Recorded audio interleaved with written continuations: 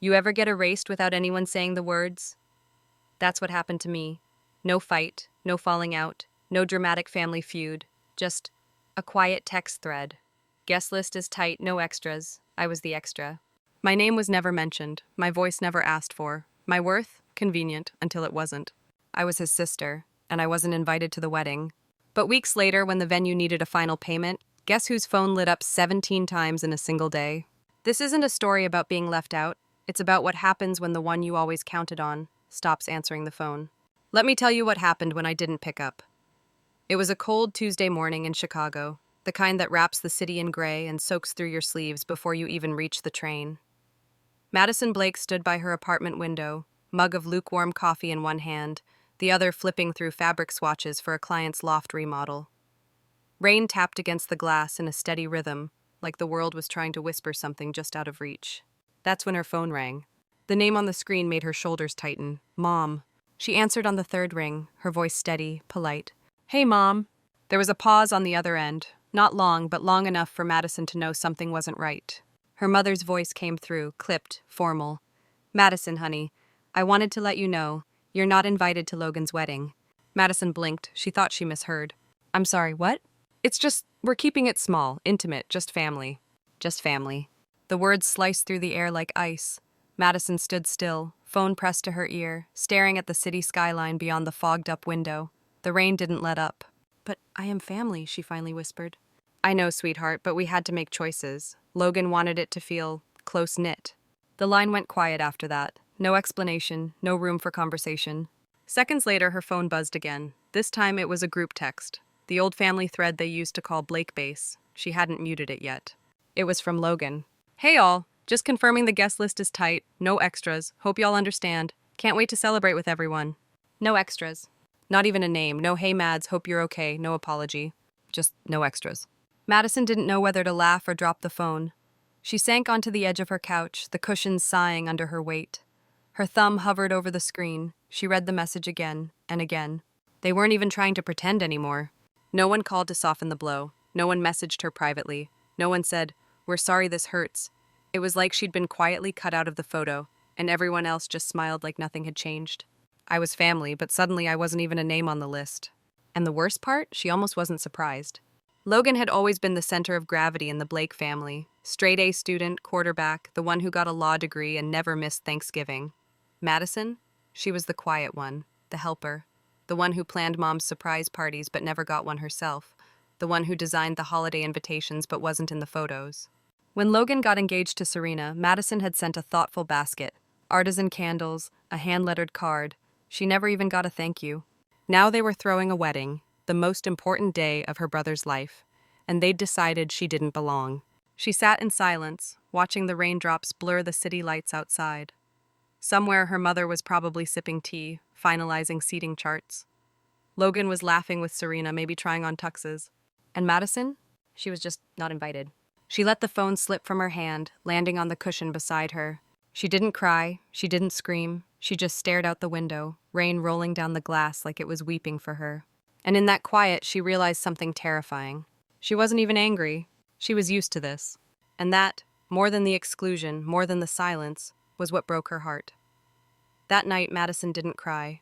She didn't scroll through old texts with Logan or dig through photo albums trying to remember a time when things had felt whole. She didn't rage post on social media or call a friend to ask, "Am I overreacting?" She just sat there, in the quiet hum of her apartment, listening to the radiator hiss and the city breathe. It was almost 2 a.m. when she opened her laptop. Her fingers hovered over the keys, not sure what she was looking for. A distraction? An escape? Something that didn't carry her name on a list and still chose her anyway.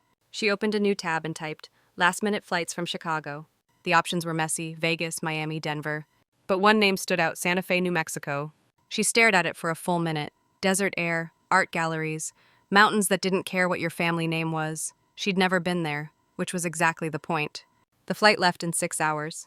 Madison closed the laptop, stood up, and pulled her battered duffel bag from the closet. She didn't overthink. 3 pairs of jeans, a few sweaters, hiking boots she hadn't worn since a failed weekend in Oregon. Her sketchbook.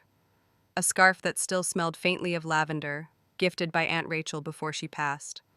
The only person in the family who'd ever made her feel seen, By the time the sun started to rise, pink light cutting through the gray, her bag was packed and she was out the door. She didn't tell anyone. No group text, no Instagram post, no goodbye calls.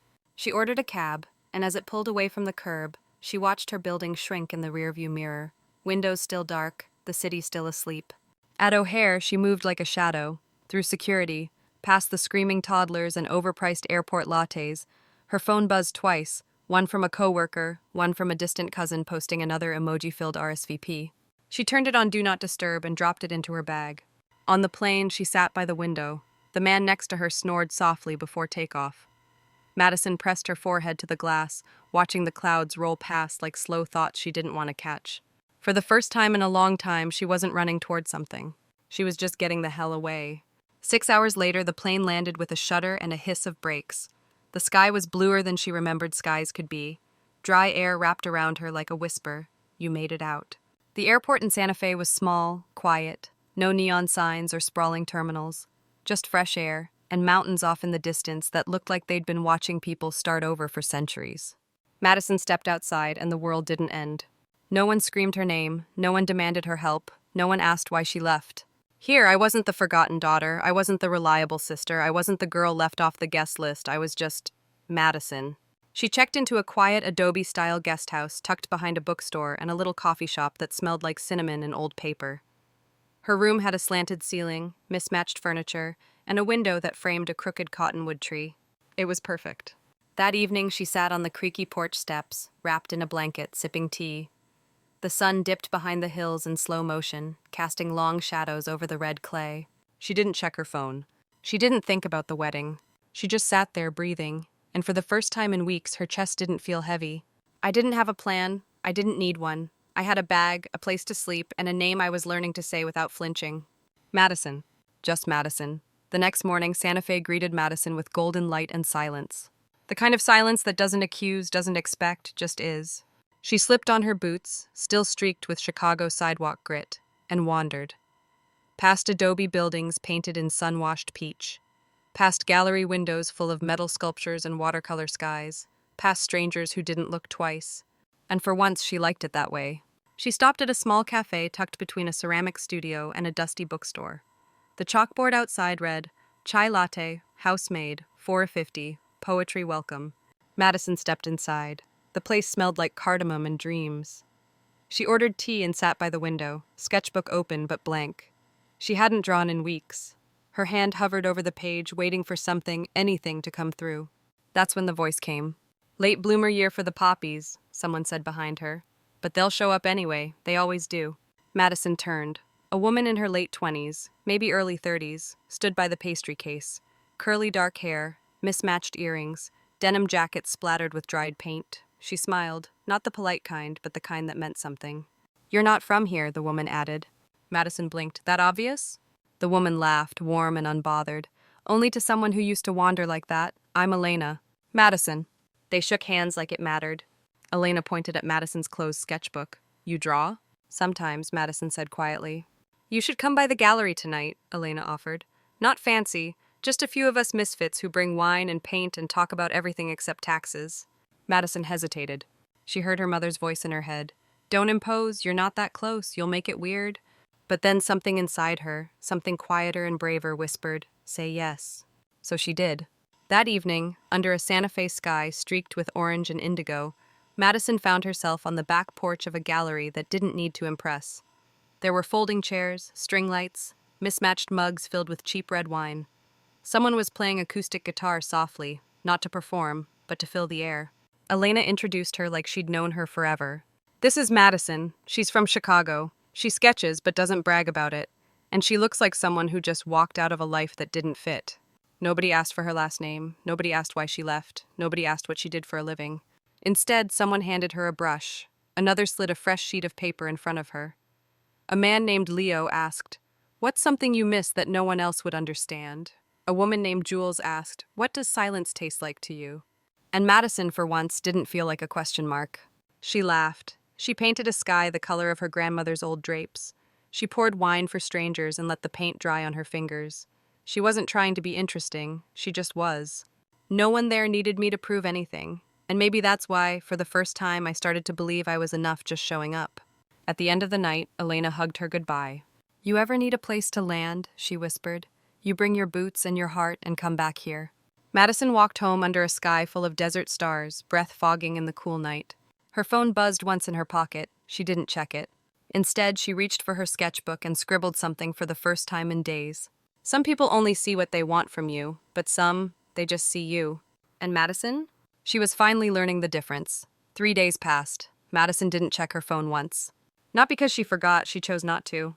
She spent her mornings walking dusty trails lined with juniper and wild sage, her afternoons sketching from a bench outside the guest house, and her nights tucked in a hammock behind Elena's gallery, listening to the wind tell stories only the desert seemed to understand.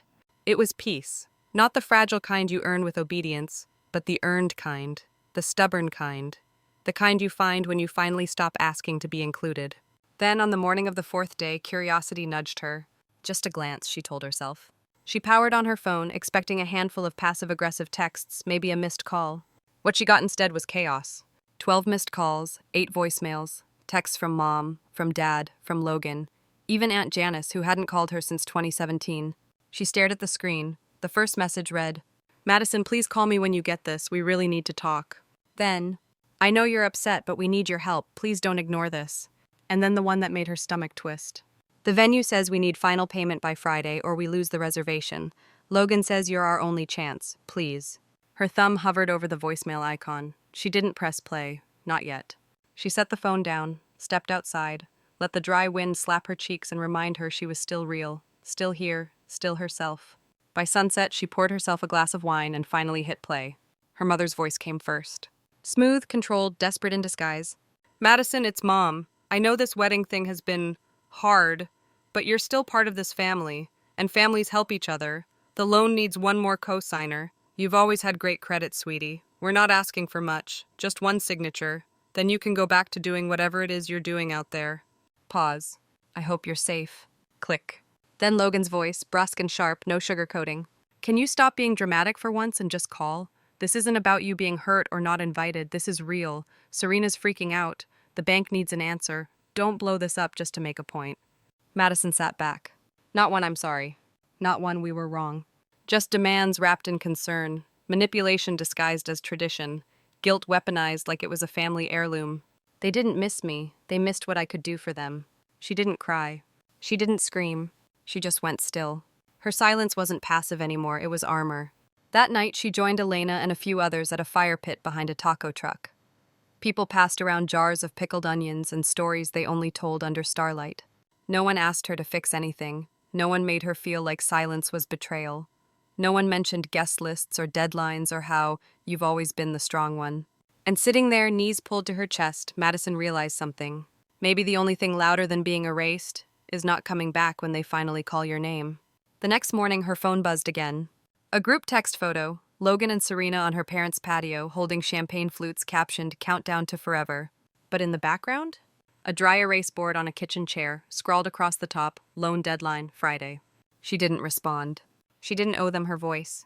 She sipped her tea, sketched a mountain, laughed with strangers, and let her absence speak for itself.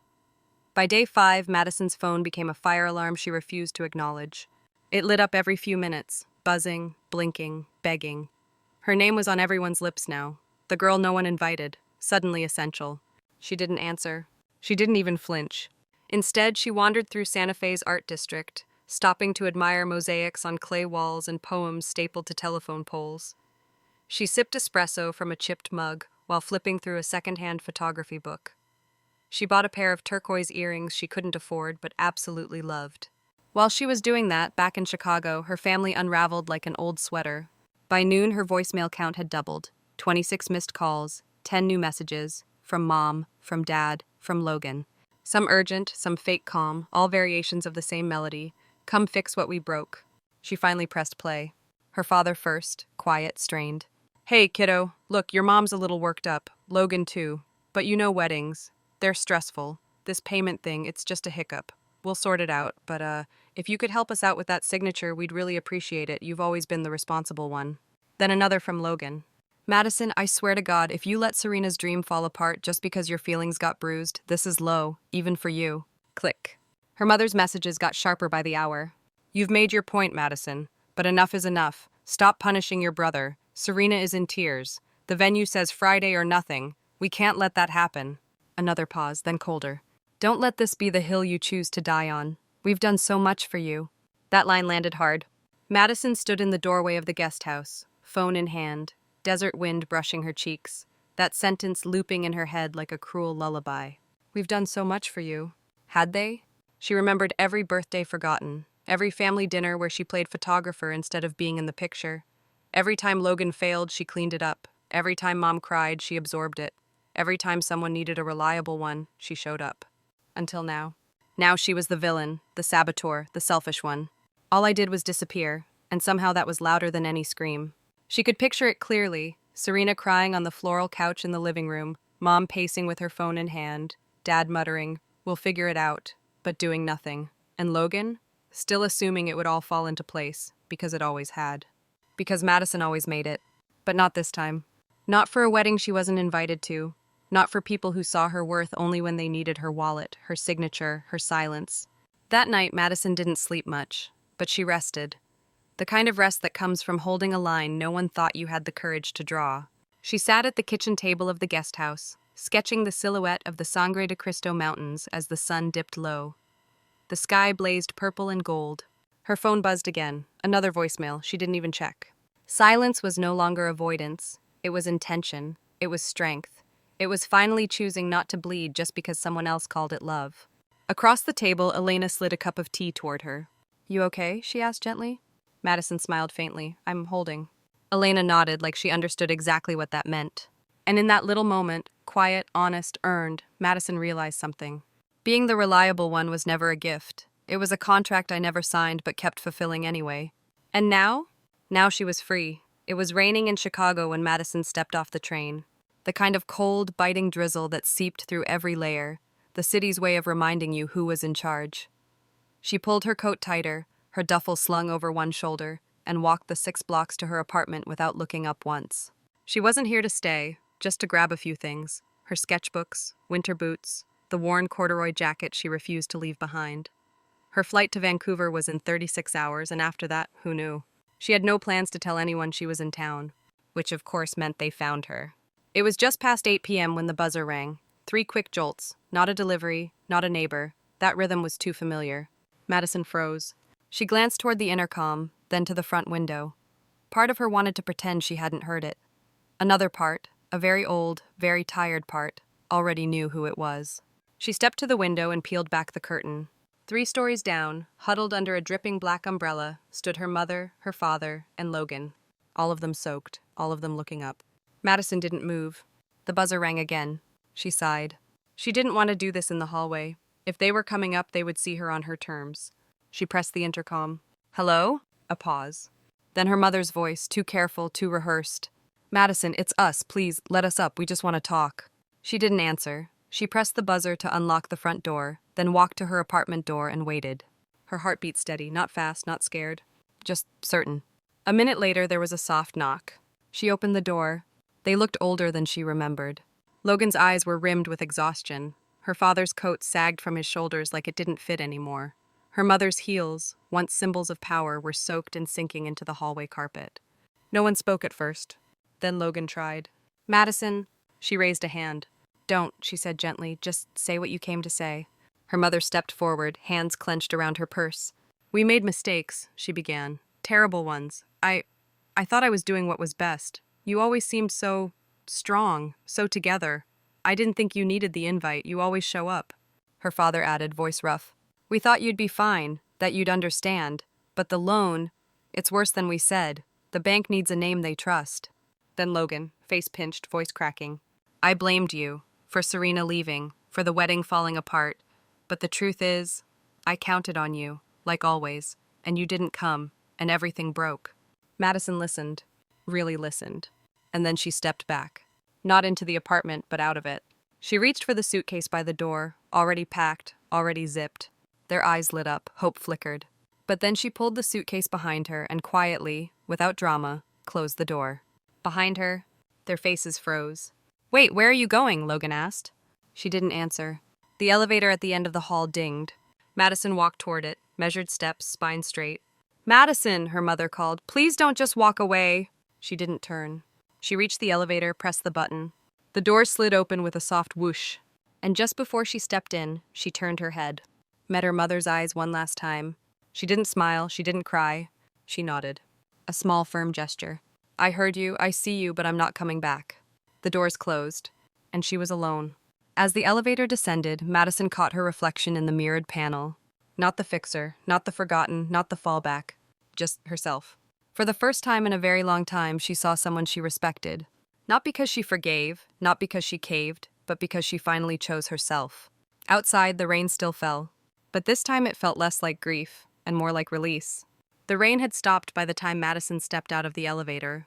The city outside was still slick and humming, headlights reflecting off puddles, strangers passing by wrapped in their own quiet dramas. But for her, it wasn't home anymore, not in the way it once had been. A cab waited at the curb. She slid into the back seat without hesitation. Midway Airport, she told the driver. He nodded, music low on the radio, something soft and forgettable, perfect. As they pulled away, Madison didn't look back at the building. She didn't need to. She'd already closed every door that mattered. At the airport, she moved with lightness. Not rushed, not anxious, just sure. Her flight wasn't to Vancouver after all. She'd changed it last minute, to Banff, Alberta, mountains, pine. Silence. A place no one expected her to be. A place that had always lived in the corner of her dreams but never on a calendar. At the gate, she bought a cup of mint tea and sat by the window, watching the planes taxi like slow, steel birds. Her phone buzzed. Not a call, not a message. An email from the airline. Flight confirmation, Chicago, Calgary, 6:40 a.m. She sipped the tea, warm against her palms. For the first time, the silence didn't ache. It settled. Like dust after the fall of something heavy, something final. In Banff, the air was different. Crisp, open, clean in a way Madison didn't know air could be. She stayed in a little wood cabin for artists. No TV, no Wi-Fi, just tall windows and a fireplace. There, she wrote, drew, breathed.